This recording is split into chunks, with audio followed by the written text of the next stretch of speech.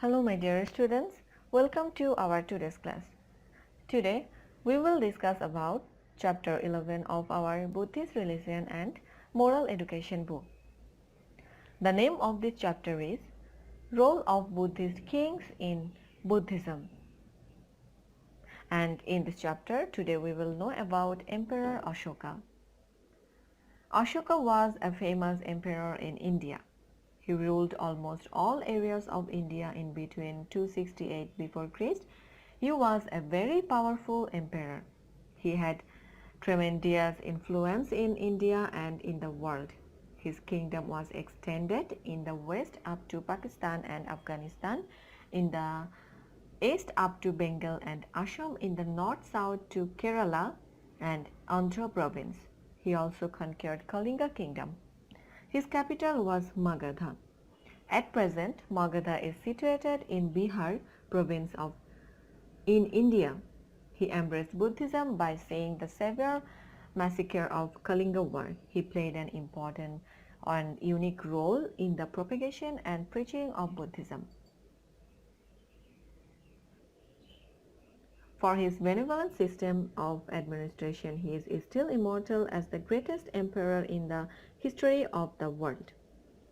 By the end of this chapter, we will be able to write about Emperor Ashoka, evaluate Emperor Ashoka's proficiency in the proclamation and preaching of Buddhism, and we will be able to explain the ideal of Emperor Ashoka. So our today's lessons are Emperor Ashoka, victory of Kalinga and embrace of Buddhism, and contribution of Emperor Ashoka in preaching propagation of Buddhism. Lesson 1. Emperor Ashoka. Emperor Ashoka was born in the Maurya dynasty of India. His father's name was Bindusar. Chandragupta, the founder of the Maurya dynasty, was his grandfather. There is a little confusion about his mother's name. According to book Ashoka Vadan, his mother's name is Shubhadrangi. According to Dibba Vadan, his mother's name was Janapada Kallani. There is a beautiful story about his naming Ashoka. It is said that there was a conspiracy for which his mother was separated from his father Bindusara. For that reason, their relationship deteriorated, for which his mother underwent with sufferings. Anyhow, good relationship was established among them, and the queen gave birth to a son. Being happy, his mother uttered, "I am now out of grief." That's why she kept the name Ashoka to his son. Ashoka had many step-brothers. Ashoka was intelligent and brave. It is said that he killed a tiger with the help of a wood. He learned the art of warfare in his boyhood. He became known as a dangerous and cruel fighter. That's why he was sent to Avanti to subdue the revolt. In order to subdue the revolt of the ministers, he was sent to Ujjaini, being appointed him as ruler. There he subdued the revolt and proved his courage and strength. After the death of father Bindusara Emperor, Ashoka ascended the throne. It is said that he killed his 99 brothers for ascending the throne. In the first period of his reign, Emperor Ashoka was ill-tempered and cruel king. He oppressed his subjects. After ascending to the throne, he devoted himself in spreading his kingdom.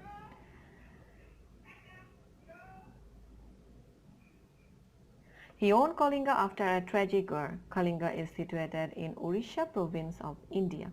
It is said that 1.5 lakh of people were arrested in that war, and 1 lakh people were killed, and a lot of people were wounded. For this cruel behavior, he was known as Chanashoka or Chandashoka. Then he was the follower of Tirthak mendicant. Lesson 2. Victory of Kalinga and embrace of Buddhism. Though Emperor Ashoka conquered Kalinga war, yet he was not happy. In lieu of his victory of kingdom, he observed bloodshed and terrible fear of death. Seeing the horrible destruction of Kalinga war, he was deeply shocked. He burned in repent and regret badly.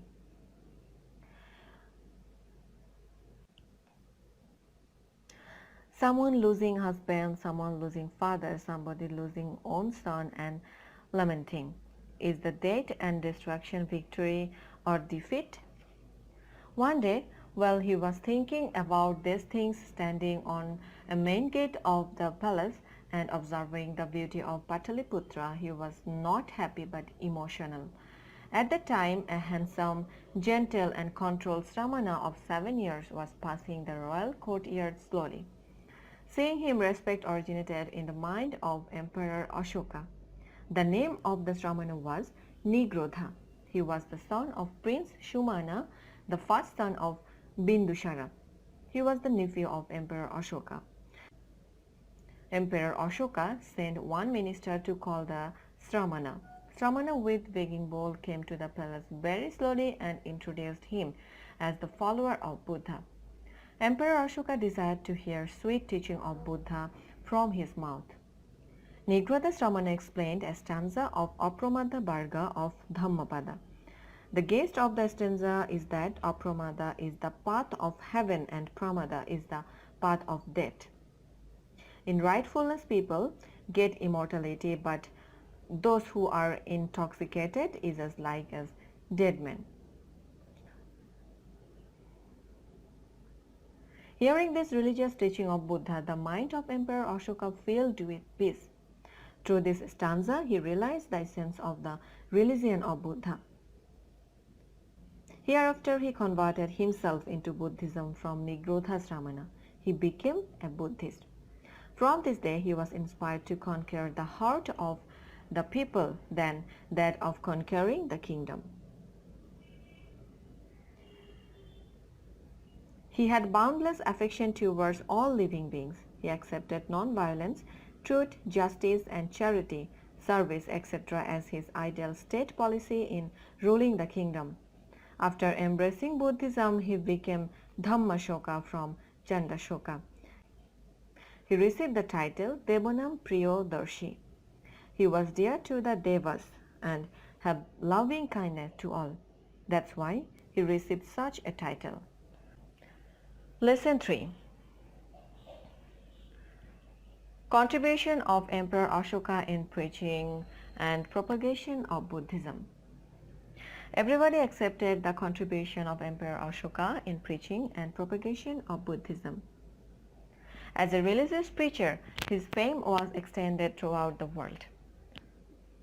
He stopped the traditional excursion of Maurya kings. In lieu of that, he arranged for religious tour and pilgrimage with a view of propagate the message of Buddha, which are directed towards the welfare of all living beings.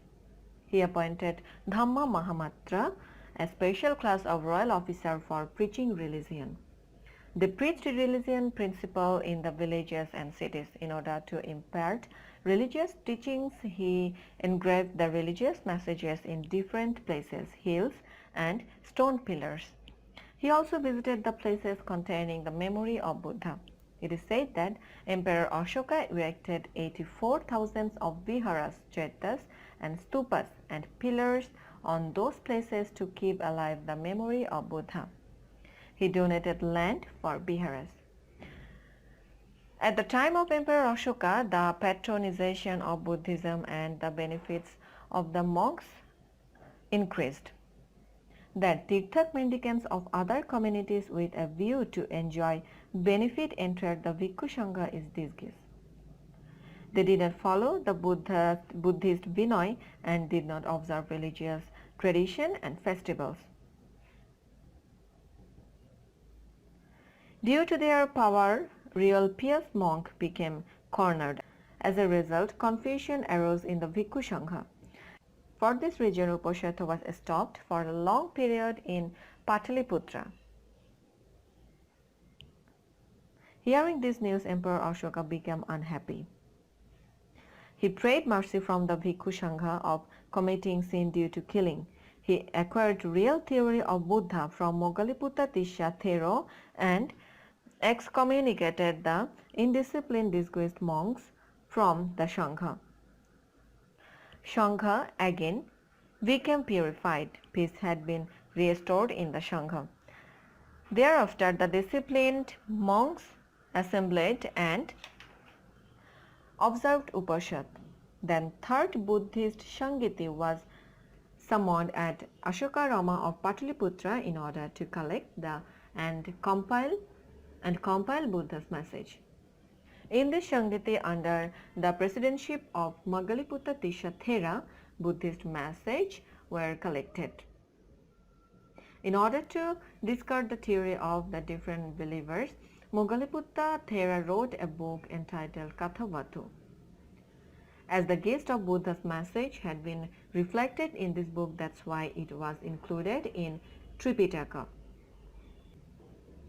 After the third Sangiti, Emperor Ashoka sent missionaries to preach and propagate Buddhism to Kashmir, Gandhara, Mahishamadana, Banavasha, Aparanta, Maharashtra, Yana, Himabanta Pradesh,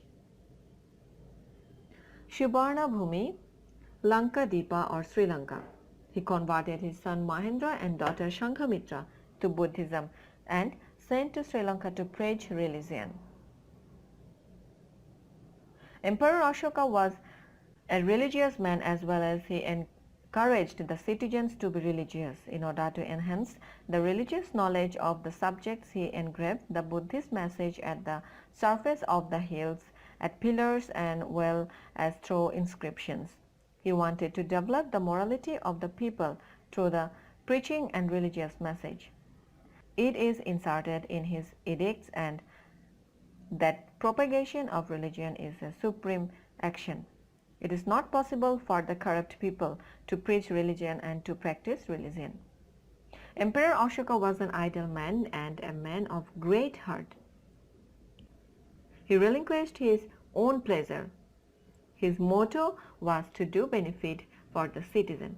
Emperor Ashoka was an uncommon hero of action, expert in administration, religious and humanitarian emperor.